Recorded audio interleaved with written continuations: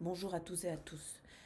Cette brève vidéo pour rappeler que depuis le confinement, au-delà de la vague pandémique qui est désastreuse, les femmes et les enfants subissent des violences intrafamiliales.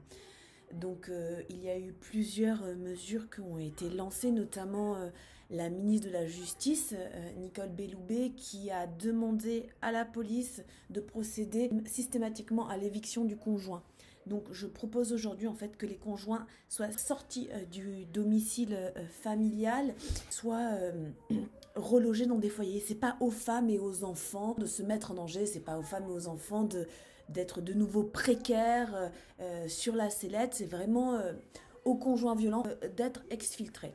Je voudrais aussi rappeler qu'en cas d'urgence et de nécessité vitale, il faut appeler le 17 ou se connecter à la plateforme mise en place par le gouvernement arrêtonslesviolences.gouv. Ça marche tout de suite. Le 3919 est une plateforme d'écoute et d'accompagnement, donc qui saura vous conseiller, mais qui ne pourra pas intervenir s'il y a urgence.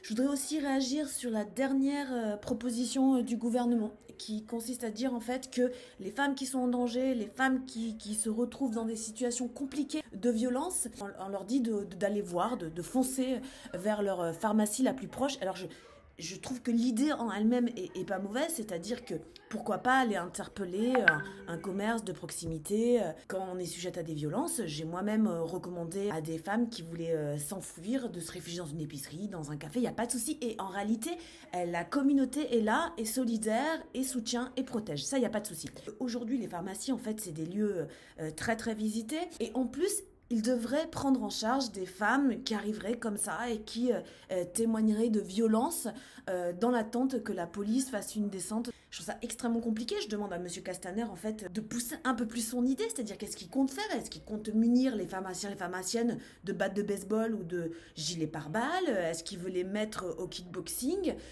Pareil, ou est-ce que la femme amochée, violentée, dans un état de détresse totale, quand elle va arriver, où elle va se mettre entre les dentifrices et les crèmes pour les pieds? Moi, je veux bien qu'on mette en place des mesures, mais là, moi, je vois une mesure en fait finalement qui fonctionne juste via de la communication, qui ne coûte rien du tout à l'État. Pourquoi alors ne pas décider que ces femmes-là soient tout de suite dirigées vers des mairies? Parce que des mairies, par contre, il y en a partout. Hein. Pourquoi des pharmacies? Pourquoi impliquer un personnel en fait qui n'est pas du tout formé pour recevoir, qui est sous tension? C'est vraiment toutes ces questions-là que je me pose et je les pose aussi au gouvernement. Donc je suis vraiment sidérée par les mesures qui sont prises, qui sont prises à la va-vite, sans réflexion, sans continuum. En fait, je comprends pas.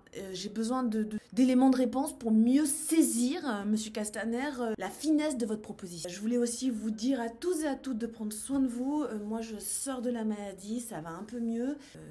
Pensez à vous, pensez à votre entourage, sauramment.